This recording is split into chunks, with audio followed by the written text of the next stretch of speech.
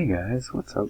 So you want something like this, highlighted, but don't know how to use CSS and you just want to use HTML because that looks pretty cool. So all you have to do is go in here. You don't have to scroll down like I'm doing, but I did it. Mark, and then you can write road.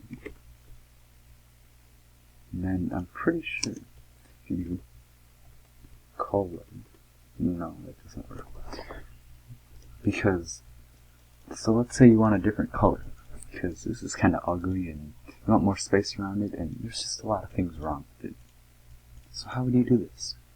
You go into your CSS. Yes, I'm sorry. We're using CSS. I'm really sorry.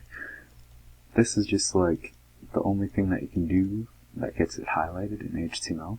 But if you go into CSS right here, and then you do a mark, and then background color. Oh, okay, so let's do this. What color do you want? Let's say you want it teal. Well, that looks pretty nice. But what you're missing, and what most people don't tell you, is that you need this link right here.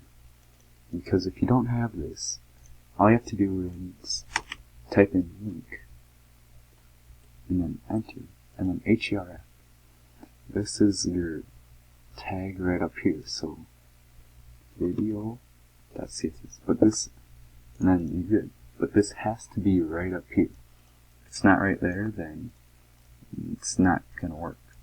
So make sure that's right there, and then it should work if you have it correctly. And also, let's say you want some more space around it, you can do padding. Let's say 5 pixels you want around the edges. There it is. Nice and good. You can put more pixels if you want. You can change the color of the words. You can do a lot of stuff. But that is for a different day. Thanks for watching. See ya. Goodbye. Oh yeah, also, please consider subscribing if you enjoy these videos.